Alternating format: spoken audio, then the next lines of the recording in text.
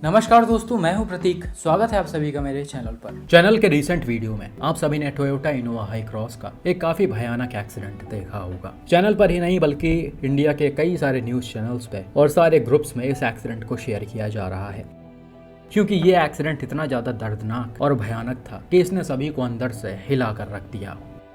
ये एक्सीडेंट परसों यानी 11 नवंबर के रात को उत्तराखंड के देहरादून में हुआ था। हालांकि स्टार्टिंग में बहुत ज़्यादा चीज़ें क्लियर नहीं थी, जैसे कि एक्सीडेंट का मेन रीज़न क्या था, इसमें एग्जैक्टली गलती किसकी थी और ड्राइवर अनकंट्रोल कैसे हुआ।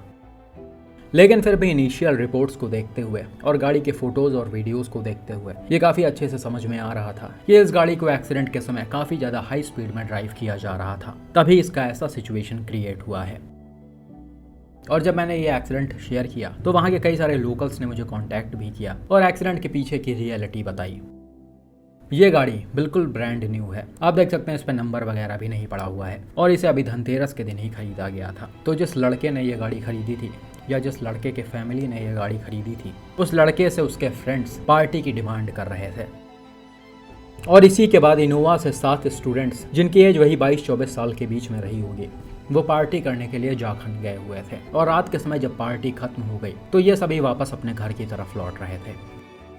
लेकिन तभी ऐसा बताया जा रहा है कि ONGC चौक के पास सामने से एक कंटेनर इंटरसेक्शन को क्रॉस कर रहा था, लेकिन हाई क्रॉस की स्पीड उस समय इतनी ज्यादा तेज थी कि ड्राइवर इस पर कंट्रोल नहीं कर पाया, या फिर शायद इसका ड्राइवर जज नहीं कर पाया। उसे लगा कि शायद कंटेनर निकल जाएगी, फिर हमारी गाड़ी निकलेगी, और इसी सब चक्कर में हाई क्रॉस कंटेनर के बैक साइड में घुस गई। स्टार्टिंग में कंटेनर की फोटोज भी नहीं आई थी, लेकिन अभी आप देख सकते हैं इसका बैक साइड बुरी तरह से डैमेज है और इनोवा का कुछ पार्ट यहाँ पर फंसा भी हुआ है। अब रात के समय कई जगह पर इंटरसेक्शन पर ट्रैफिक सिग्नल वगैरह चलते नहीं हैं, जो आप इस इंटरसेक्शन पर भी देख सकते हैं। यहाँ पर येलो लाइट जल रही है, यानी कि इसका मतलब ये है कि आपको इंटरसेक्शन पर आराम से गाड़ी को स्लो करना है, आसपास की चीज़ें क्लियर करनी है, फिर आगे बढ़ना है। लेकिन अनफॉर्चुनेटली लोग जो हैं वो इस चीज़ को दूसरे तरह से ले लेते हैं। उन्हें लगता है कि येलो लाइट जल रही है तो हम कैसे भी गाड़ी को निकाल सकते हैं, और वैसे भी इंटरसेक्शन को क्रॉस करने की जो स्पीड लिमिट है वो 20-25 से ज़्यादा नहीं है। लेकिन कई बार रात के समय कुछ ड्राइवर्स अपने गाड़ियों को इस पर इतना ज़्यादा तेज़ रफ्तार में चलाते हैं जैसा लगता है कि ये इंटरसेक्शन नहीं बल्कि कोई हाईवे या फिर एक्सप्रेस वे है, और इसी सब चक्कर में दूसरे गाड़ियों से उनकी टक्कर हो जाती है, जो कि यहाँ पर भी हुआ है। हालांकि इसके अलावा एक और चीज निकलकर सामने आ रही है। न्यूज रिपोर्ट्स में ऐसा बताया जा रहा कि इनोवा का ड्राइवर बल्लूपुर चौक के पास किसी BMW कार से रेस लगाने की कोशिश कर रहा था और उसी को ओवरटेक करने के चक्कर में ये एक्सीडेंट हो गया। हालांकि ये कितना सही है और न्यूज़ को ये जानकारी कहाँ से मिले वो एग्जैक्टली क्लियर नहीं है, ना ही इसके कोई फोटोज या फिर वीडियो सामने आए हैं। लेकिन अब न्यूज़ वालों ने शेयर किया है तो कुछ ना कुछ सोर्स उनका रहा ही होगा। दूसरी एक और चीज़ है जो एक्सीडेंट का सबसे बड़ा रीज़न बनी है, और वो है ड्रिंक एंड ड्राइविंग। कुछ लोकल्स ने मुझे ये वीडियो शेयर किया जो एक्सीडेंट के जस्ट पहले का था, यानी पार्टी के टाइम का था।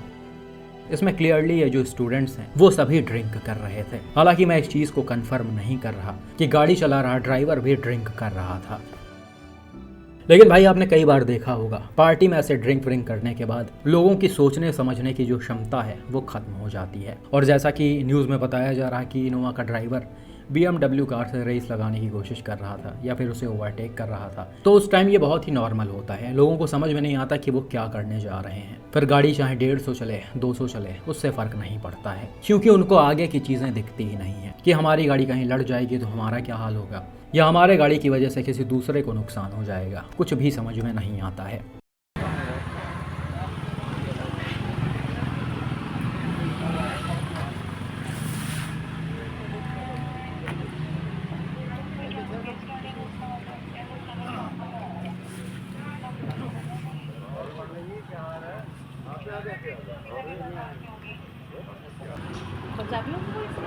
साथ को साथ गए।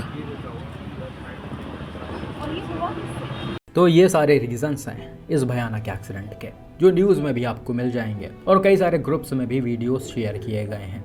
और भाई जैसा कि मैंने बताया था कि ये एक्सीडेंट इतना ज़्यादा दर्दनाक था कि इसका कुछ वीडियो तो आप देख भी नहीं सकते हैं, क्योंकि उसमें सड़कों पर स्टूडेंट्स की बॉडी और सर कट कर अलग पड़े हुए हैं।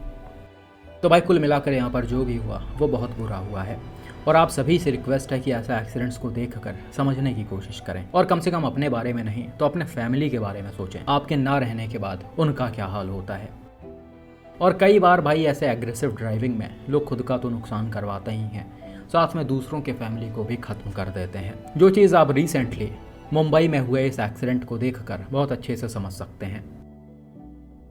यह एक्सीडेंट रेनॉ क्विड और महिंद्रा थार के बीच में मुंबई के पाम बीच रोड पर किसी जगह पर हुआ है। रिपोर्ट के मुताबिक क्विड से एक फैमिली जिसमें हस्बैंड, वाइफ और उनकी एक छोटी बेटी बर्थडे पार्टी से वापस लौट रहे थे। तभी रात में करीब 3:30 बजे के आसपास पीछे से हाई स्पीड में आ रही महिंद्रा थार ने क्विड को बैक साइड से टक्कर मार दिया। यह एक्सीडेंट एग्जैक्टली कैसे हुआ, गाड़ी कहीं मुड़ रही थी या इसकी स्पीड कम हुई, उसकी जानकारी नहीं है, लेकिन ऐसा बताया जा रहा कि थार को काफ़ी ज़्यादा हाई स्पीड में चलाया जा रहा था और इसको जो लड़का ड्राइव कर रहा था, जिसकी एज वही 24 साल की थी, वो नशे में भी था, जिस वजह से शायद वो गाड़ी पर कंट्रोल नहीं कर पाया और सीधा आकर हैचबैक को बैक साइड से हिट कर दिया। यह एक्सीडेंट कितने ज़्यादा तेज रफ्तार में और कितना ज़्यादा भयानक हुआ, वो आपको फोटोज़ को देखकर बहुत अच्छे से समझ में आ रहा होगा। डायरेक्ट इम्पैक्ट से क्विड का बैक साइड पूरी तरीके से अंदर घुसते हुए चला गया है और इसके बैक साइड से ए पिलर तक कुछ भी सेफ नहीं बचा है। और यही रीज़न था कि गाड़ी चला रहे ड्राइवर की इसमें unfortunately on the spot death हो गई, जबकि उनकी 4 साल की बेटी को मेजर इंजरीज के साथ हॉस्पिटल में एडमिट करवाया गया है और वाइफ को भी काफ़ी ज़्यादा चोटें आई हैं। बाकी बात करें थार ड्राइवर की, तो एक्सीडेंट के तुरंत बाद ही वो गाड़ी छोड़कर स्पॉट से फरार हो गया था, लेकिन बाद में उसे अरेस्ट कर लिया गया है। तो भाई यहाँ पर आप देख सकते हैं कैसे कुछ लोगों की बेवकूफ़ी और भौकाल के चक्कर में दूसरों की पूरी फैमिलियाँ ही खत्म हो जाती हैं और ऐसे एक्सीडेंट्स लगातार सामने आते रहते हैं। लेकिन अनफॉर्चुनेटली लोगों को इन सब चीज़ों से कोई फ़र्क नहीं पड़ता है, वो बस ड्रिंक कर लेंगे और इसके बाद उन्हें सिर्फ हाई स्पीड चाहिए, फिर चाहे इसमें किसी पर्सन की जान जा रही है या फिर उसकी फैमिली ही क्यों ना ख़त्म हो जा रही है, उससे कोई मतलब नहीं है। इन जैसे लोगों पर स्ट्रिक्ट एक्शन होना चाहिए और इन्हें लंबे समय तक जेल में डालना चाहिए, लेकिन वो भी यहाँ पर कायदे से नहीं होता है। लोग बड़े बड़े एक्सीडेंट्स करके मुश्किल से 1 महीने भी जेल में नहीं रहते हैं, पैसे वैसे देकर वो छूट जाते हैं। तो इस तरह का नियम कानून चलता है अपने यहाँ, जिससे लोगों के अंदर कोई डर ही नहीं है, तो फिर ऐसे एक्सीडेंट्स कम कैसे होंगे। खैर, लोगों को इन सब चीज़ों के बारे में खुद से सोचना चाहिए और पुलिस को भी ऐसे एक्सीडेंट्स को सीरियसली लेना चाहिए। अगर रात में इस तरह से नशे में ड्राइविंग की जाती है तो उनको प्रॉपर पेट्रोलिंग करनी चाहिए और जगह जगह पर बैरिकेड्स लगाकर चेकिंग करनी चाहिए, ताकि इन जैसे लोगों के ऊपर स्ट्रिक्ट एक्शन लिया जा सके और इतने भयानक एक्सीडेंट्स ना हो। बाकी भाई, इस 4 साल की बच्ची को काफ़ी ज़्यादा मेजर इंजरीज आई थी और इसके ट्रीटमेंट के लिए लोगों द्वारा 48 घंटे में करीब 21 लाख रुपए इकट्ठा कर लिए गए, जो वाकई में बहुत ही अच्छी बात है। उम्मीद करते हैं ये बच्ची जल्द से जल्द सही हो जाए। बाकी भाई, आपका इन एक्सीडेंट्स पर क्या मानना है और इस तरह के ड्राइवर्स पर क्या मानना है, कमेंट करके ज़रूर बताएं।